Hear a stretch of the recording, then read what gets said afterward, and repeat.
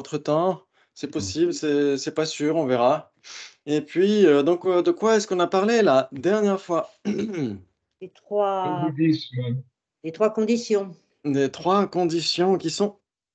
la Objectale, Antécédente antérieure. et dominante. Voilà. Voilà, exactement. Et il y a les dominantes communes et les dominantes non communes, ouais, vous vous souvenez? Oui. Oui, ça m'a un Ok, petit peu posé problème, moi. Mais oui. Ouais, par exemple, on pourrait dire, par exemple, on avait déjà trouvé cet exemple-là, qu'avait donné Venerable Geshe Gensen.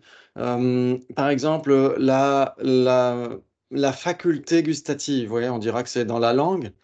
Et donc, cette faculté gustative, elle est la condition dominante non commune d'une conscience tactile, pardon, gustative. gustative, mais elle est aussi la condition dominante commune d'une conscience auditive, parce que c'est en dépendance de la langue qu'on formule des sons, etc., etc. Et donc, on pourrait dire qu'une conscience auditive entend une phrase grâce à la langue, ouais, quand Mhm. quelqu'un parle. Et donc, cette langue, elle est la condition dominante commune, non seulement d'une audition, etc. Mais aussi, on pourrait dire de la conscience tactile, oui, parce qu'il y a aussi la faculté tactile qui imprègne la langue.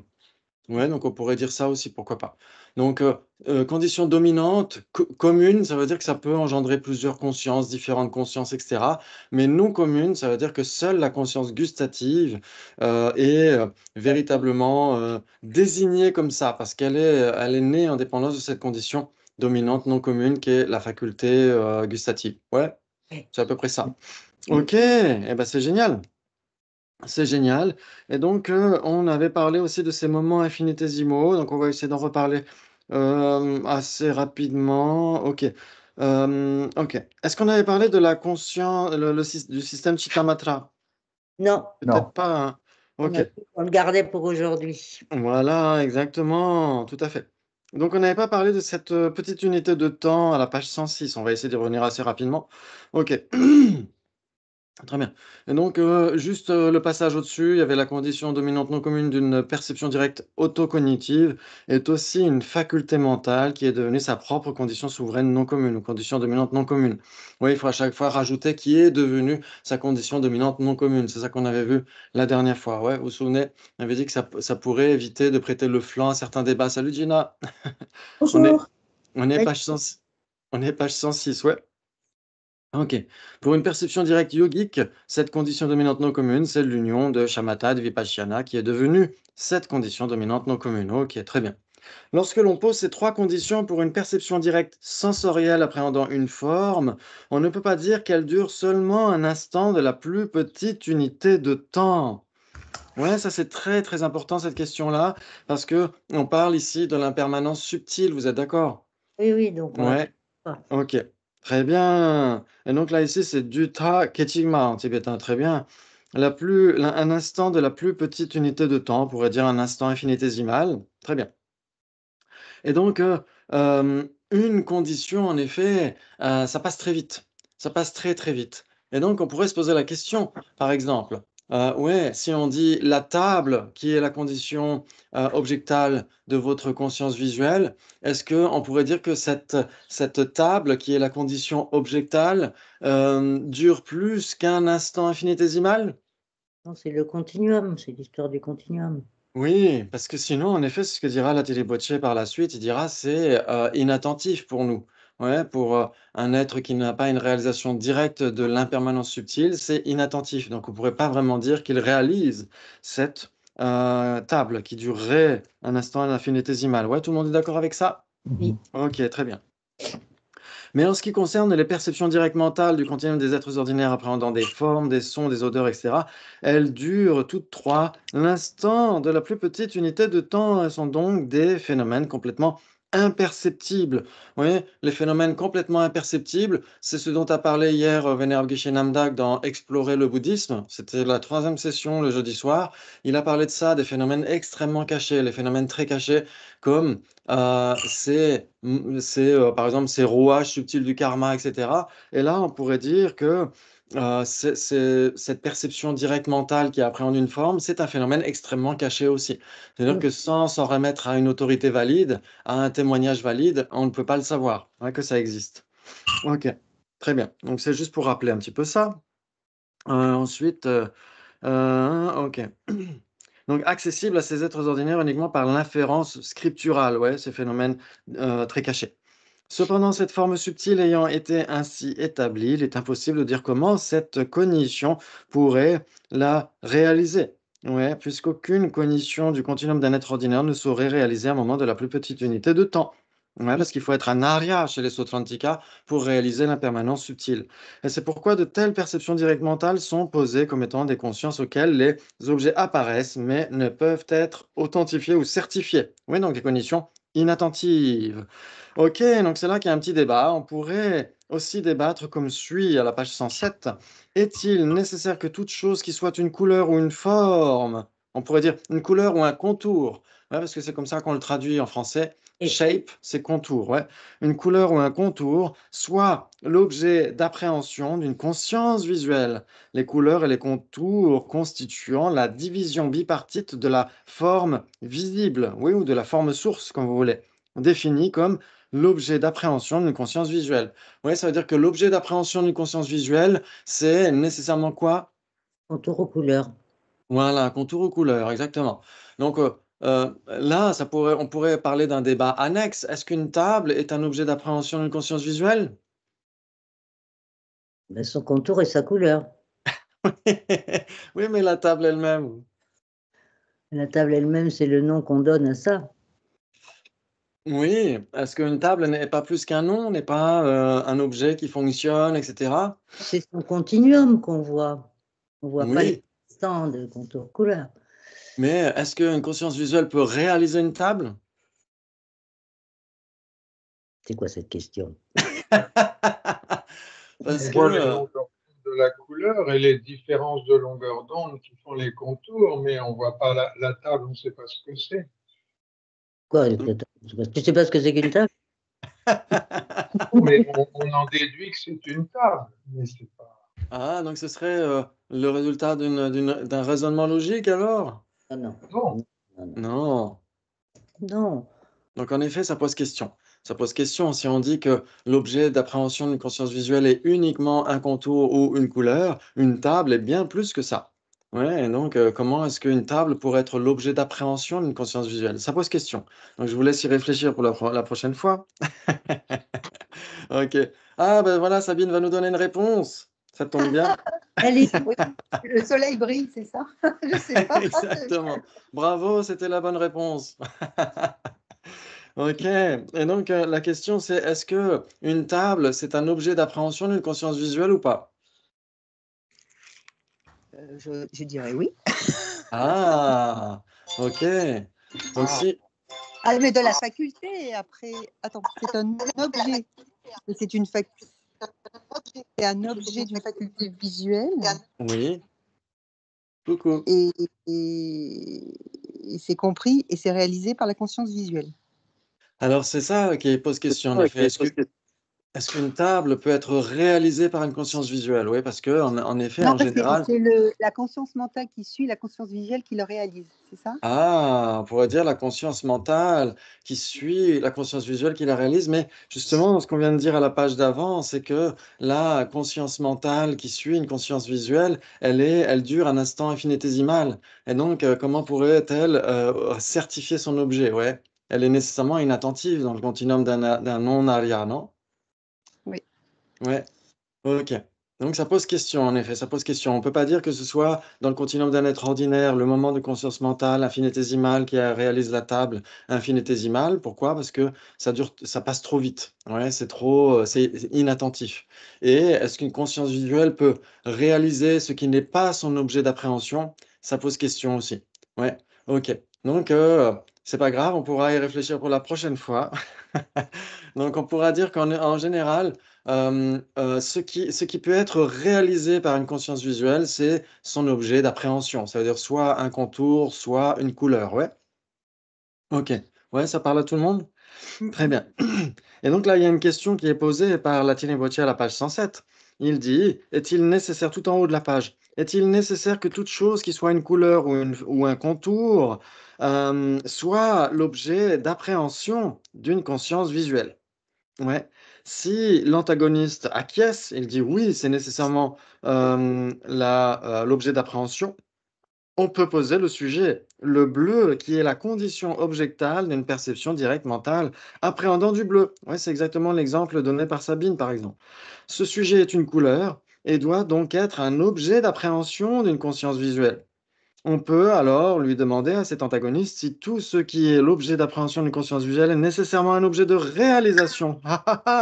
S'il dit oui, il s'ensuivrait de façon absurde qu'une conscience visuelle serait capable de réaliser le bleu qui est la condition objectale d'une perception directe appréhendant du bleu. Cela est impossible puisque cet objet est un phénomène complètement imperceptible et que la conscience visuelle du continuum d'un être ordinaire est totalement incapable de réaliser les phénomènes complètement imperceptibles, ceci ne pouvant l'être pour des personnes ordinaires que par le moyen d'un raisonnement détaillé qui se fonde sur les écritures libres de contradictions. Ok, oulala, il y a beaucoup de choses dedans, il y a beaucoup de choses que personne ne sorte. Ok. Très bien. Et donc, ça veut dire quoi? Ça veut dire que, comme vous le savez, donc ça, bien sûr, on en reparlera quand on parlera des consciences conceptuelles. On verra qu'il y a les phénomènes manifestes, les phénomènes cachés, les phénomènes extrêmement cachés et les phénomènes très cachés. On a besoin de les certifier au travers d'une inférence spéciale, ouais, qui se fonde sur le pouvoir d'une autorité valide. Ouais, et donc cette autorité valide, ça peut être les Écritures, ça peut être le Bouddha, si vous avez le 07 du Bouddha, si vous avez son WhatsApp, et sinon les Écritures. Et donc les Écritures, en effet, pas n'importe quelles Écritures, des Écritures qui ne se contredisent pas. Ouais, qui échappent à 3 types de contradictions. Ouais, qui sont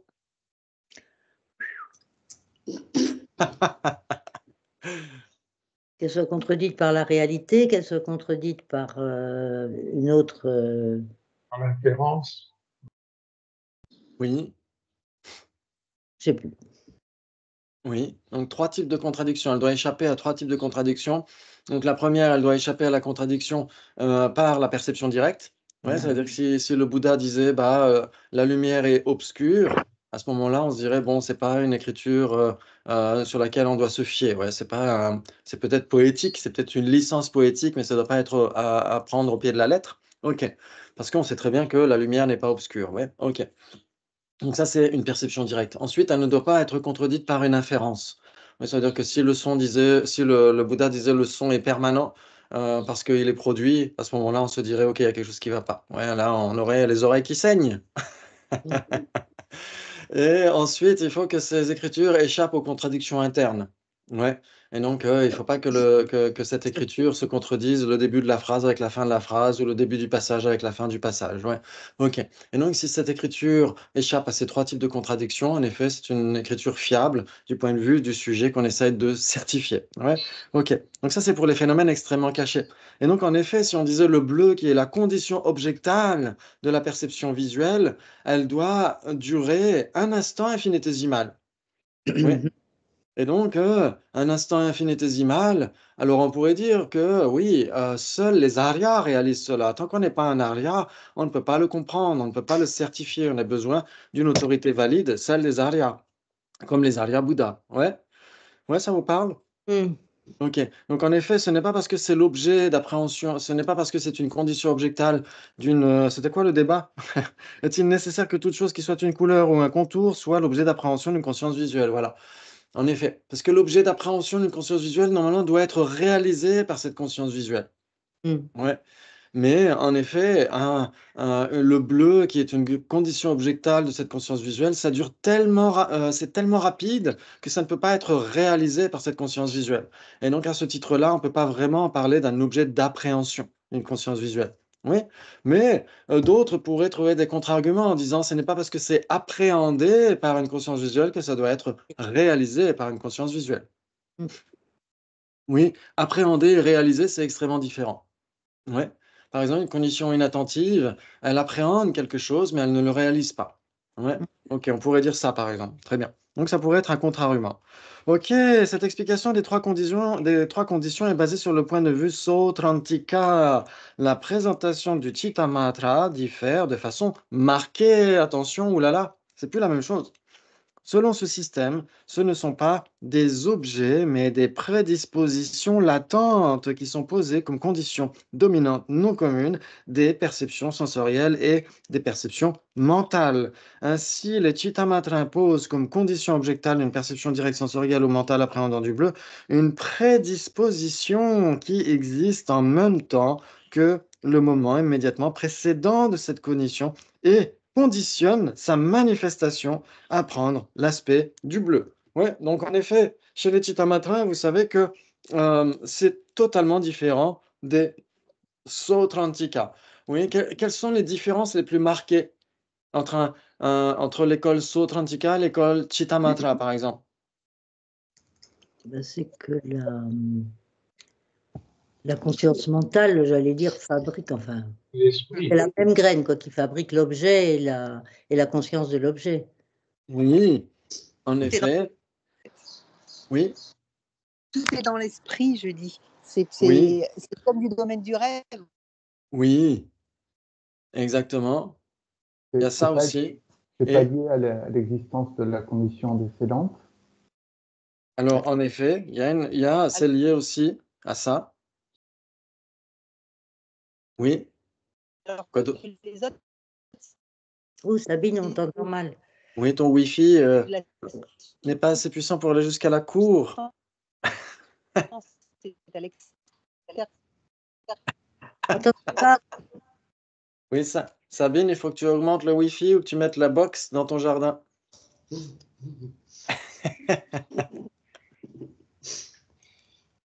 Pourtant, il y a un bon Wi-Fi avec CNV à côté de la plage. Ok. Qu'est-ce que tu disais, Sabine? Ça a coupé, mais c'est pas grave.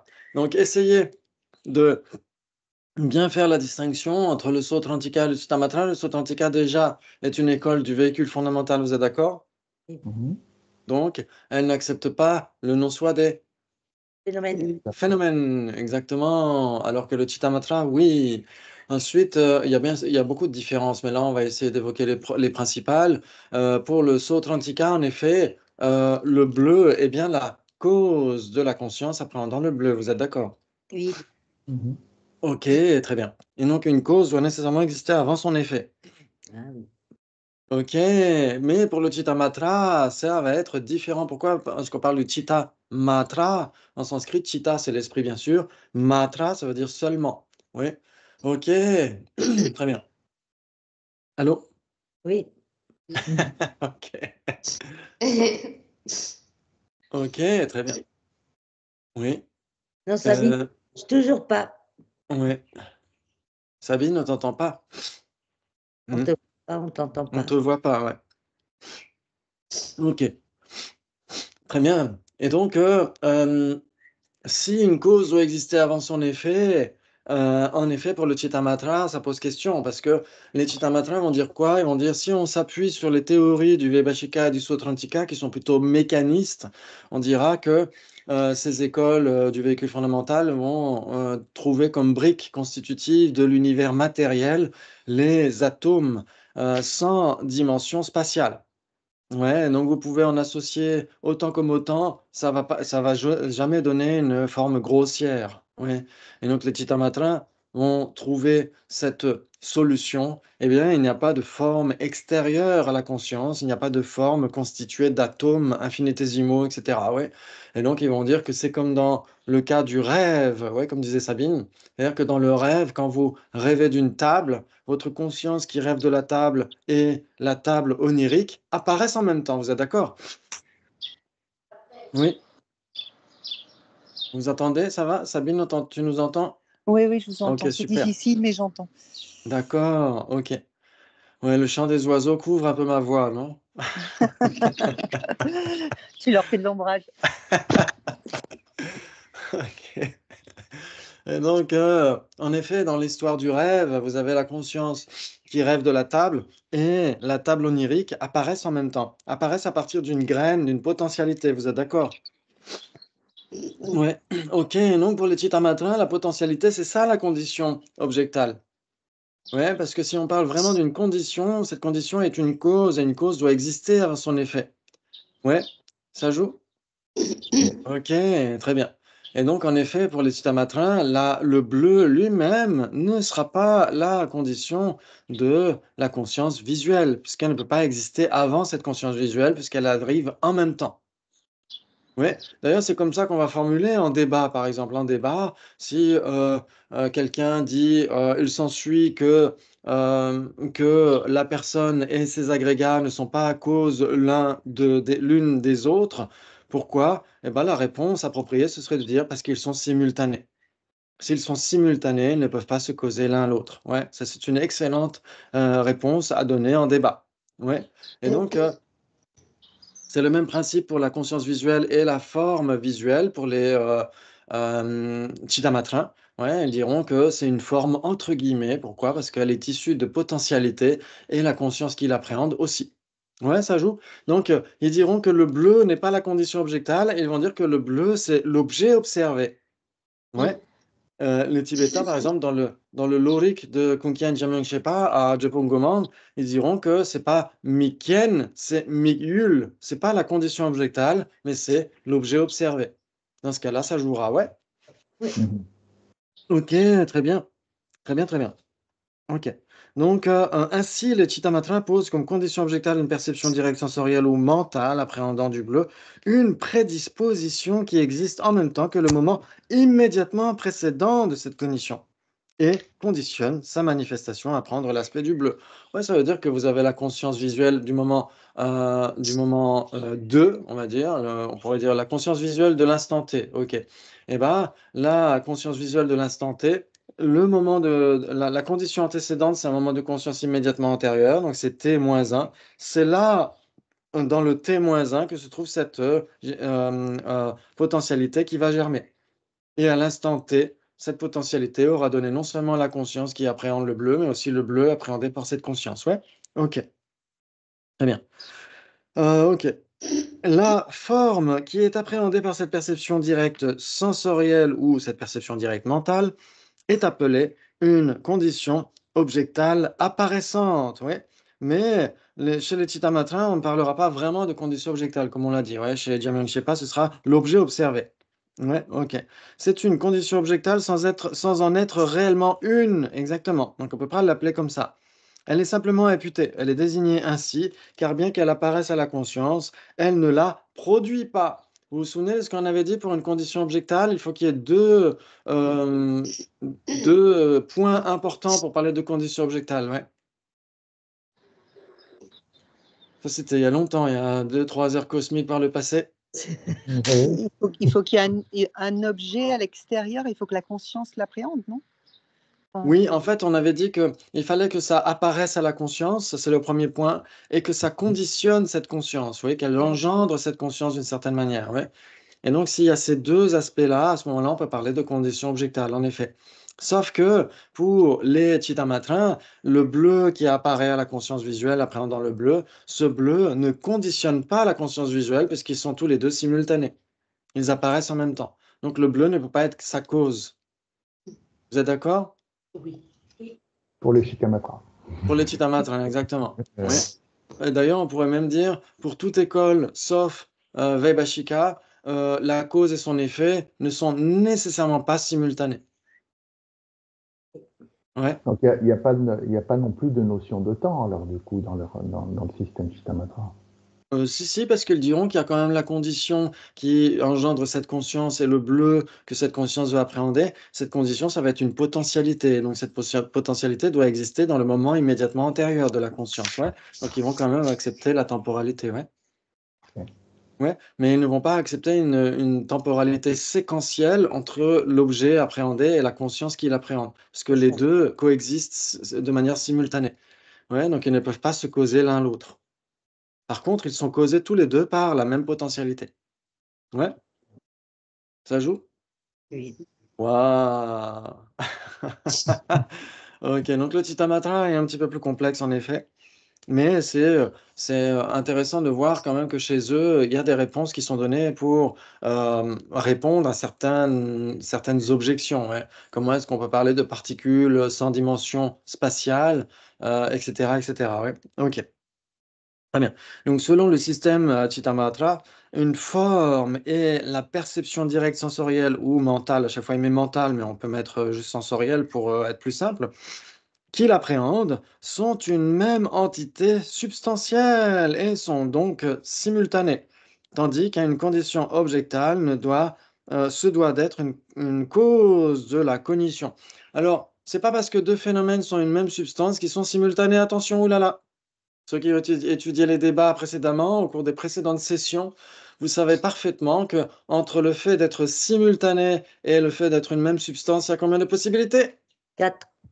4. Oh, oh, oh, tout de suite direct, paf, paf, paf. Oh là là. Et donc ça veut dire qu'il y a ce qui est les deux, une même substance et simultanée. Qu'est-ce que ce serait? Eh ben, oui, on l'avait vu, je ne sais plus, moi.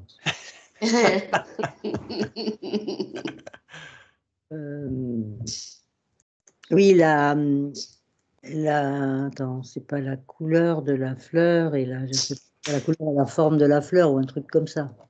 Ok. Hein, la couleur et la forme de la fleur, c'est simultané une même substance. Ok, très bien. Ok, bravo. Donc en effet, le contour et la couleur de la fleur, oui, sont une même substance. Parce que pourquoi d'ailleurs?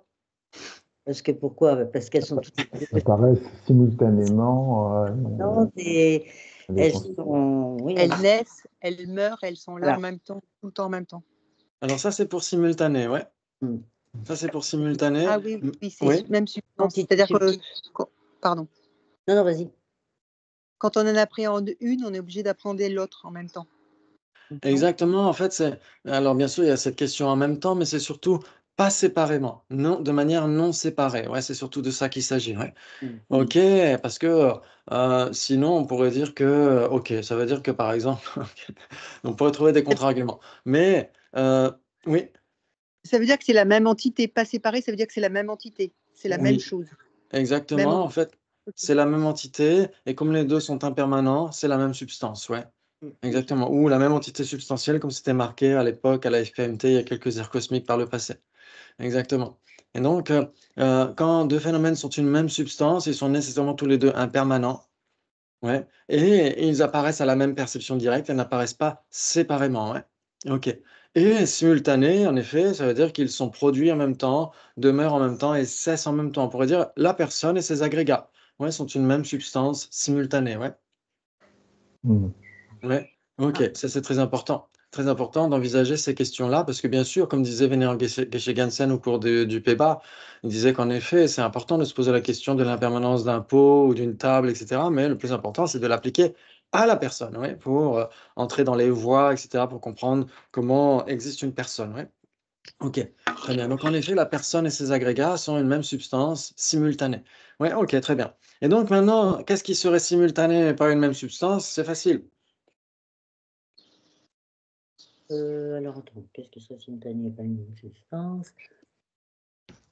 Le parfum de la fleur et le contour de la fleur. Oui, exactement. Ils sont simultanés. Pourquoi? Parce qu'ils naissent en même temps que la fleur, ils demeurent en même temps que la fleur et cessent en même temps que la fleur, mais ne sont pas la même substance parce qu'ils apparaissent à des perceptions différentes. Donc, ils apparaissent nécessairement séparément. Maintenant, qu'est-ce qui est une même substance mais pas simultanée?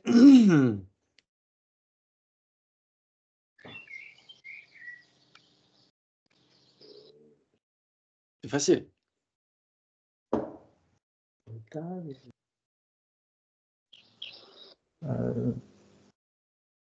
Je vais dire une bêtise, la graine et la fleur? Alors, la graine et la fleur vont être des substances différentes, n'est-ce pas? Parce qu'elles vont D'accord. apparaître séparément l'une avant l'autre, etc. Ouais. Je le savais. Et donc, une même substance mais pas simultanée, on pourrait dire la personne est impermanent, par exemple. La généralité impermanent. Mais la généralité impermanent existait bien avant cette personne-là.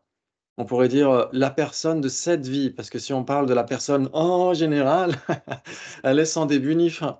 Exactement comme impermanent. Ouais, donc ça pourrait poser question, on pourrait contre-argumenter. Mais si on dit la personne de cette existence, ou la table, par exemple, la table est impermanent.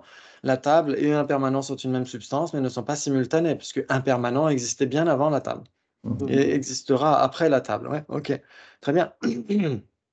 Et ensuite, qu'est-ce qui n'est ni l'un ni l'autre parmi les existants, parce que les cornes de lapin et les cornes bleues, c'est facile, mais qu'est-ce qui n'est parmi les existants ni une même substance ni simultanée? L'espace incomposé, par exemple. L'espace. Un Exact. permanent. Oui, exactement. On peut prendre des phénomènes permanents, etc. On peut prendre un seul phénomène, on peut prendre table, etc., etc. Ouais. Ok, bravo, vous êtes super. Donc, en effet, ce n'est pas parce que c'est une même substance que c'est nécessairement simultané. Par contre, une même substance est simultanée. En effet, la conscience visuelle qui appréhende le bleu et le bleu appréhendé par cette conscience visuelle, chez les Chittamatra, c'est en même temps une même substance et en même temps, c'est simultané. C'est une même substance simultanée. Ça existe en même temps, c'est produit en même temps par la même graine, ça dure en même temps et ça cesse en même temps. Ouais. Oui, et c'est une même substance. Pourquoi? Parce que la forme et la conscience qui l'appréhendent ne sont pas séparées, ne sont pas des entités séparées. Exactement comme quand on rêve d'une table. Ouais, quand on rêve d'une table, la table onirique et notre conscience onirique sont la même substance. C'est-à-dire pour quelqu'un qui appréhenderait notre conscience, quelqu'un qui serait clairvoyant, il appréhenderait la table et la conscience qu'il appréhende, il les appréhenderait en même temps. Pardon, ce serait appréhendé par une même conscience et ce ne serait pas appréhendé séparément. Ouais. Ouais. Ok, très bien, très bien. Très bien. Donc, ici, on pourrait dire en effet, ici, on ne peut pas mettre le donc. Ouais. Selon le système Chittamatra, une forme et la perception directe sensorielle qu'il appréhende sont une même entité substantielle, donc sont une même substance, et sont donc simultanées. Ça, on ne peut pas le dire, donc, ouais, parce qu'il n'y a pas d'implication. Ouais, c'est pas parce que c'est une même substance que c'est nécessairement simultané. Comme on l'a vu, il y a 4 possibilités. Ouais. Tandis qu'une condition objectale se doit d'être une cause de la cognition. Or, tout ce qui est la cause d'autre chose doit être une entité substantielle différente de celle-ci. Ouais, la cause et son effet sont nécessairement deux substances différentes parce qu'elles n'apparaissent nécessairement pas de manière non séparée. Elles apparaissent nécessairement séparées. L'une existe avant l'autre, l'autre existe après la première, et donc elles apparaissent de manière séparée à la perception directe. Vous êtes d'accord? Oui. Très bien. Donc ça, c'est nécessaire, ouais, pour les écoles non Vaibhashika, bien sûr. Ok. Très bien. Ok. Les deux étant liés selon une séquence temporelle. L'une existe avant l'autre, donc ce sont nécessairement des substances différentes. Si de telles conditions objectales existaient, les objets extérieurs existeraient aussi. Mais cela est impossible pour le système Chittamatra, puisque Chittamatra signifiant esprit seulement, hein, comme on l'a vu. Précisément, les Sautrantika citent l'existence de conditions objectales comme preuve de l'existence d'objets externes. Ouais. C'est pourquoi ils aiment beaucoup parler de ces trois types de conditions, conditions objectales, conditions antécédentes et conditions dominantes, parce qu'en effet, une condition doit nécessairement exister avant son effet, et donc ne peut pas être une même substance que son effet. C'est impossible pour les non-chittamatrins. Ouais, ok. Et même les chittamatrins accepteront ça. Ils diront que si c'est une condition, ça ne peut pas être une même substance que son objet, c'est pourquoi, que son effet. C'est pourquoi le bleu et la conscience visuelle qui appréhendent le bleu ne sont pas cause et effet l'un de l'autre. Ouais, c'est pourquoi ils ne diront pas que le bleu est une condition objectale. Parce que même les chittamatrins sont obligés d'accepter que la cause doit exister avant son effet. Et donc le bleu n'est pas la cause de la la conscience visuelle qu'il appréhende. Ouais, c'est son objet observé. Ouais, c'est ça, c'est son objet observé, migule, mais ce n'est pas sa condition objectale, parce que ça existe en même temps. Ouais, ça joue. Ils ont que deux conditions, eux, alors. Alors en fait, ils ont les trois conditions, sauf qu'ils ne diront pas que le bleu est la condition objectale. Ils diront que la condition objectale de la conscience visuelle appréhendant le bleu, c'est quoi? C'est la graine. Ouais, comme on l'a vu à la page précédente. Oui, oui. Ouais, très bien. Mais ça, on le voit un petit peu déjà chez les Sautrantika pour la conscience conceptuelle. Les Sautrantika, si on accepte le point de vue de Yongzin Purbuchok, n'importe quelle cognition doit avoir ces trois conditions. Ouais, et donc pour Yongzin Purbuchok, même une conscience conceptuelle a une condition objectale. Ça va être une potentialité qui germe. Ouais, c'est le même principe de ce point de vue-là. Ouais, ok. Très bien, très bien. Les Sautrantika et les Chittamatrins diffèrent aussi dans leur présentation des conditions dominantes non communes des perceptions directes sensorielles et mentales. Ils s'accordent sur le fait que la condition dominante non commune d'une conscience visuelle, par exemple, est une faculté visuelle, et les deux systèmes en parlent comme d'une forme, rupa, ouais, en sanskrit, et zouk en tibétain. Ouais, c'est plutôt un Z plutôt qu'un S. Zouk, très bien. Mais tandis que pour les Sautrantika, la forme est de la matière, kanta ou bempo. Pour les Chittamatrins, elle est juste une potentialité ou un pouvoir, shakti ou nupa. Nupa en tibétain. Ouais, ça veut dire potentialité, ça peut vouloir dire énergie, ça peut vouloir dire beaucoup de choses. Ouais. Ça peut vouloir dire force, etc. Ok, très bien. Et donc, en effet, c'est ça la différence. Ça veut dire que pour les Sautrantika, pour la plupart des écoles, on pourrait dire pour les Prasangika, c'est un peu différent aussi, ouais. Ils vont pas nécessairement accepter qu'une forme égale matière, que forme égale matière. Ouais, ils ne vont pas nécessairement l'accepter, mais en tout cas pour les Sautrantika, c'est sûr, forme égale matière, c'est équivalent. Mm. Ouais. La définition de forme, c'est quoi? C'est ce qui est approprié pour être une forme, c'est facile. Et la définition de matière, c'est atomiquement établi. Mm. Ouais, donc si c'est de la forme, ça doit être atomiquement établi, nécessairement, pour les Sautrantika. Ouais. Après, euh, on pourrait débattre par rapport à ces formes qui sont des phénomènes sources. Ouais, les formes, par exemple, quand on rêve du bleu, on rêve du bleu, etc. Est-ce que c'est de la forme pour les Sautrantika? Ça pourrait poser question. Ouais. Mais en tout cas, en général, ils sont d'accord pour dire que forme égale matière. Alors que pour les Chittamatrins, la forme, c'est plus une potentialité. Ouais, c'est plus que ça que de la matière. Et donc, c'est plus acceptable de ce point de vue-là parce que, comme vous le savez, en général, chez les Sautrantika en particulier, on a les 3 divisions des impermanents. Ouais, qui sont. C'est facile quand on étudie les débats, tout ça, on a existant, permanent et impermanent, et puis les impermanents sont divisés en 3, etc. Non? Oui, les Ah, impermanences, c'est si, on le sait. le corps, la conscience et les composés non associés. Voilà. Oui, excellent, bravo 10 sur 10, 11 sur 10 même. Donc la forme, la cognition et les composés non associés. Oui, ok, très bien. Ça, vous êtes d'accord, vous savez déjà ce que c'est tout ça, non? Oui. Ok, donc la forme égale matière pour les Sautrantika. La cognition, c'est ce qui est clair et cognitif. Et la définition d'un composé non associé, c'est quoi? Qui n'est ni forme ni conscience. Donc la corne de lapin est un composé non associé. Ah, c'est un C'est un existant. existant. Ok, donc l'espace incomposé est un composé non associé. Phénomène impermanent qui n'est ni forme ni conscience. Ah, nous y sommes. Ok. À chaque fois, hein. Lui, ça fait 6 ans. Il n'y a pas de problème. Donc, un composé non associé, comme son nom l'indique, est impermanent et n'est ni forme ni conscience. Ok. Et en général, ces trois-là sont mutuellement contradictoires. Oui. Ok. Sont mutuellement contradictoires. C'est-à-dire que ce qui est l'un n'est nécessairement pas l'autre, etc. Et ils ont nécessairement des natures différentes. Ouais.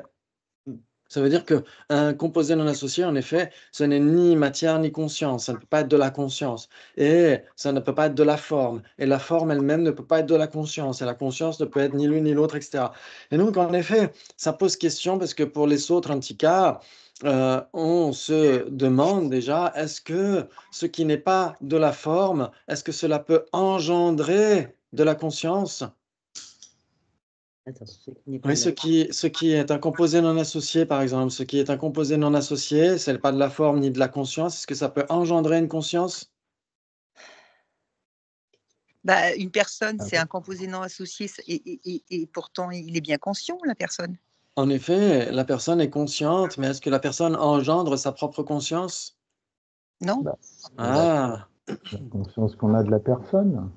oui. Alors, en effet, on pourrait en effet appréhender une personne. Dans ce cas-là, cette personne est la cause d'une conscience, puisque s'il n'y avait pas cette personne-là, on ne pourrait pas l'appréhender, on ne pourrait pas la comprendre ou la réaliser par une conscience. Donc, notre conscience visuelle, par exemple, voit une personne, non?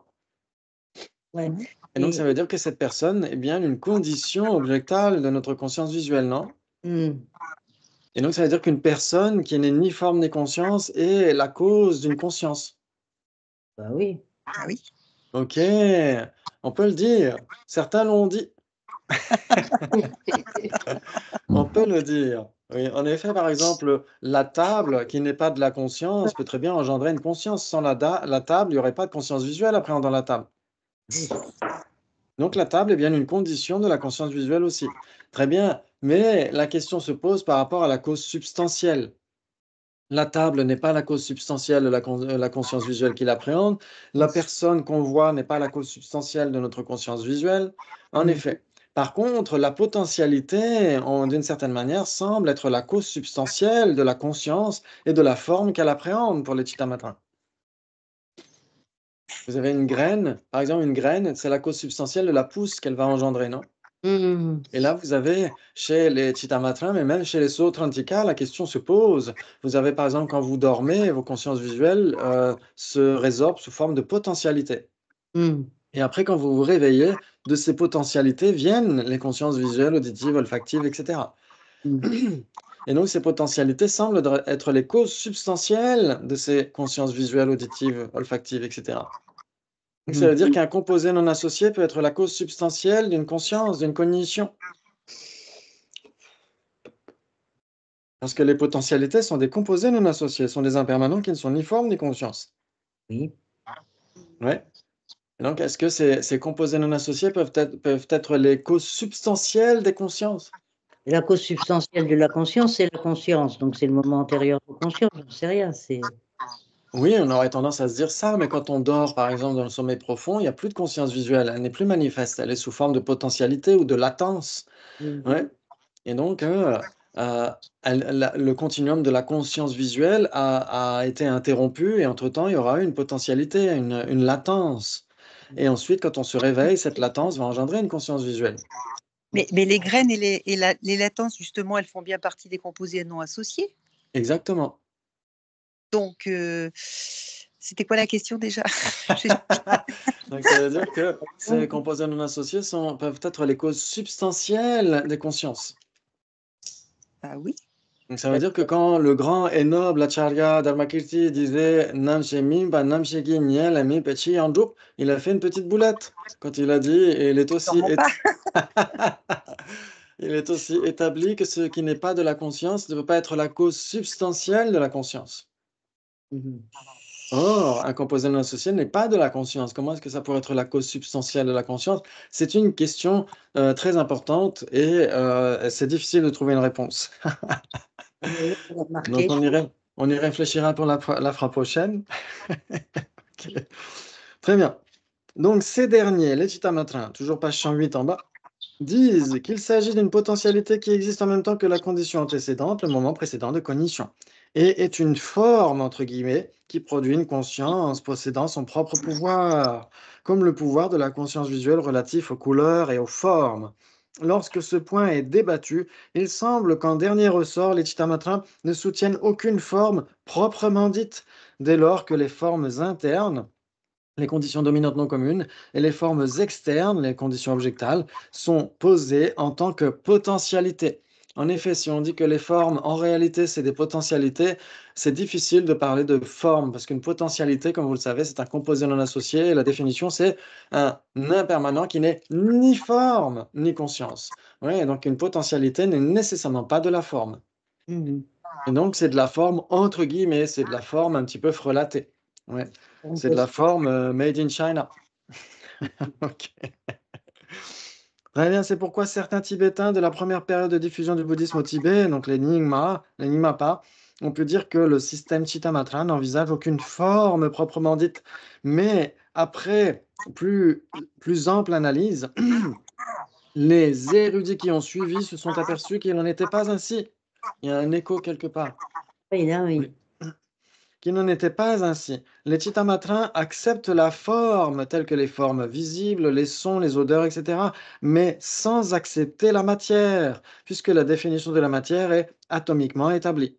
Ouais, et qu'il n'existe pas d'atomes externes pour le Chittamatra. Donc les Chittamatrins vont faire une petite une incartade par rapport à l'acceptation habituelle des Sautrantika de la forme comme étant égale à la matière. Les Chittamatrins vont dire non.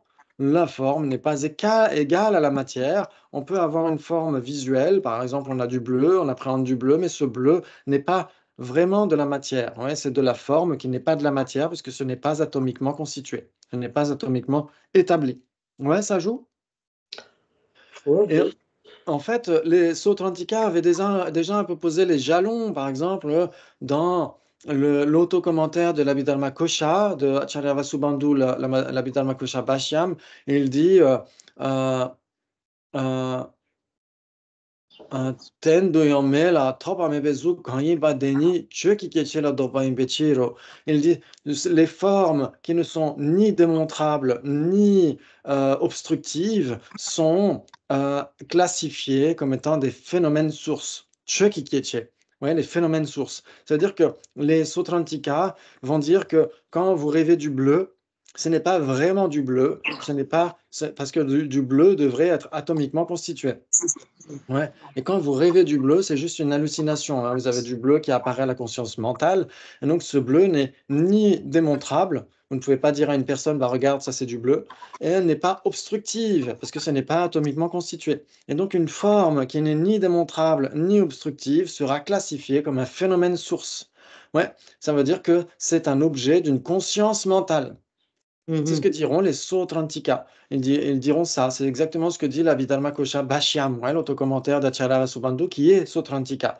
Ouais, il dit que chez les Vaibhashika, en effet, vous avez des formes qui ne sont ni démontrables ni obstructives. Par exemple, vous avez les formes non révélatrices, etc., des choses comme ça. Et donc, les Vaibhashika vont dire c'est de la forme, mais les Sautrantika diront non, ce n'est pas de la forme, c'est un phénomène source. C'est une forme, entre guillemets, pour la conscience mentale. C'est ça.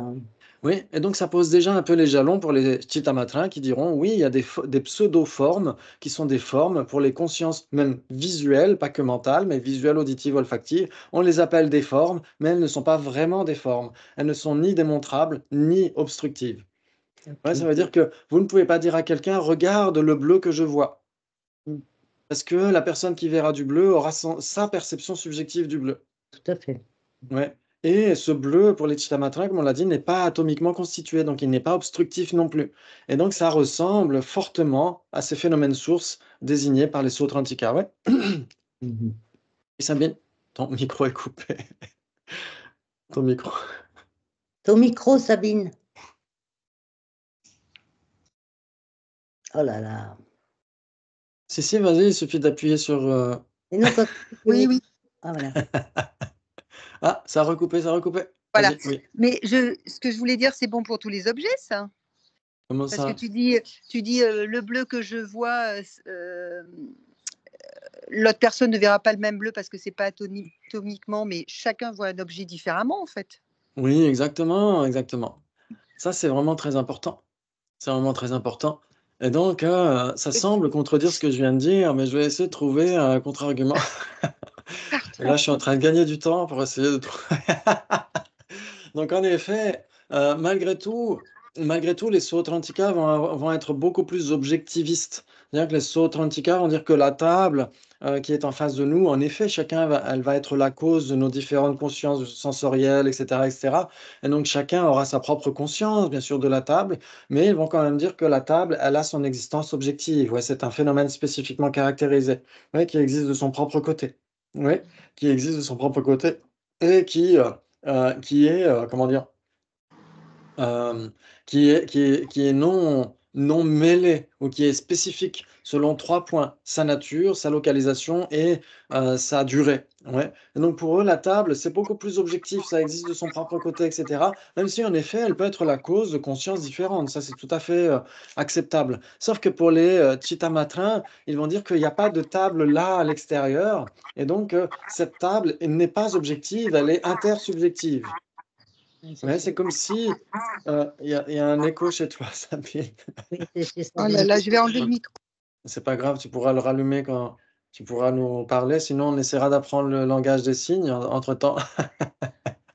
Et en effet, pour les Chittamatrins, c'est plus intersubjectif. C'est comme si nous faisions à peu près le même rêve, mais chacun a sa propre subjectivité par rapport au rêve. C'est-à-dire que la table n'existe pas à l'extérieur de la conscience pour les Chittamatrins. Pour les Sautrantika, oui, ça c'est sûr, c'est ça qui va faire la différence. Mais pour les Chittamatrins, ils vont dire que même si, par exemple, moi, je ne regarde plus la table n'est plus, en effet, observée par ma conscience, donc elle n'est plus une même substance avec ma conscience, mais elle continuera d'être une même substance avec les consciences qui vont les appréhender. Hmm. Ouais, ça veut dire qu'elle continuera d'être appréhendée par d'autres consciences, elle continuera d'être une même substance avec les consciences qui vont appréhender cette table, même si moi, j'arrête de rêver, entre guillemets, de cette table. Hmm. Ouais, et donc c'est à ce titre-là, en effet, qu'elle n'a pas vraiment d'existence objective extérieure, euh, parce que chacun va avoir ses propres perceptions, etc. Et en effet, même pour les Sautrantika, pour les Chittamatrins, pour les Prasangika, etc., je ne peux pas avoir exactement la même subjectivité que quelqu'un d'autre par rapport au bleu, par rapport au jaune, etc. Il y aura nécessairement des distinctions. Nécessairement du point de vue de la faculté, par exemple, parce que je peux avoir des picots en moins sur la rétine, etc., et donc voir un peu moins le bleu ou un peu moins le jaune, etc., ou entendre moins de sons aigus, etc., que d'autres, etc. Ouais, et donc, en effet, chacun va avoir sa propre subjectivité. Malgré tout, pour les Sautrantika en particulier, on peut dire, regarde, c'est le bleu que je suis en train de voir, mais ce bleu-là, on arrive à le montrer. Une autre personne pourrait le voir, etc. Ouais, pourrait voir ce bleu, et ce bleu est obstructif, ouais, qui est à l'extérieur de nous. Ouais. Et donc, en effet, pourquoi? Parce qu'il est atomiquement établi. Et donc, obstructif, ça a ses limites, bien sûr, parce que le bleu du ciel, obstructif d'une certaine manière quand même, parce qu'un avion arrive quand même à planer enfin, à être sur l'air. Ouais. C'est cet air qui fait que le ciel est bleu. Donc, d'une certaine manière, c'est obstructif, mais euh, oui, c'est obstructif et c'est démontrable. Alors que les phénomènes sources sont des formes, entre guillemets, chez les Sautrantika, qui ne sont ni démontrables ni obstructives. Ouais. Ni démontrable, ça veut dire que, en effet, à part ce qui se passe dans ma conscience, il n'y a rien à l'extérieur. Alors que chez les Sautrantika, en effet, on a une conscience appréhendant du bleu, mais il y a quand même du bleu qui est la cause à l'extérieur. Et donc, on peut dire, regarde, ça c'est le bleu que je suis en train de voir, d'une certaine manière, non? Même si chacun a sa propre subjectivité du bleu, c'est quand même le même bleu que nous regardons d'une certaine manière qui est là à l'extérieur. C'est quand même ce même bleu qui est la cause de nos différentes perceptions. Alors que chez les Chittamatrins, c'est pas le bleu qui est la cause de nos différentes perceptions, ce sont nos graines respectives. Mhm. Ouais, c'est ça qui va faire la différence. Oui. Mais pour les Chittamatras, si j'ai bien compris, la graine, c'est la condition, mais elle s'appuie sur quelque chose qui est là avant une condition. Enfin, c'est pas une condition, c'est un objet quand même. C'est comme si, Oui. non? Et Oui, donc, il y a quand même cet objet, même si c'est pas lui le déclencheur, c'est parce que c'est comme s'il y avait un interrupteur, et c'est parce que tu appuies dessus, donc parce qu'il y a une graine, que tu as l'image de la table, de ce que oui. tu veux, du bleu. Mais au départ, il y a bien l'interrupteur. Oui, Donc, il y a bien l'objet. il y a bien une Enfin, graine. Et en fait, cette graine, elle aura été déposée dans la conscience par la perception d'un bleu précédent qui, lui, aura été produit par une graine précédente, etc., etc. Ouais, c'est pourquoi on parle des graines de type similaire. Ouais. Les graines de type similaire, ça veut dire que pourquoi est-ce qu'on appréhende du bleu maintenant? Parce qu'on en a appréhendé par le passé qui a laissé une graine dans la conscience et ce bleu par le passé a été produit par une graine précédente, etc., etc. Ouais, c'est comme l'œuf et la poule. Oui, c'est ça. ok. Oui. Donc pour l'œuf et la poule, c'est plus facile parce que du point de vue de Darwin, l'œuf existait avant la poule, parce que la poule, c'est un descendant des dinosaures. Les dinosaures étaient ovipares, donc l'œuf existait avant la poule. Donc ça, c'est plus facile pour Darwin. Mais après, pour la graine et le bleu, qui a existé le premier, là, il n'y a pas eu il y a pas eu de début. Ouais. Donc c'est un peu plus complexe, ouais, d'une certaine manière. Et de toute Ok, façon, s'il n'y a pas la graine, il n'y a pas la pousse. exactement. Oui. Ouais, Donc Et, forcément, il y a la graine. et on dira que la graine était issue d'une pousse antérieure, non? Mm. Oui, oui, exactement. C'est un truc circulaire, quoi. Exactement. On dira qu'il n'y a pas de graines il y a pas de pousse sans graines, mais il n'y a pas non plus de graines sans pousse. Sans pousse initiale.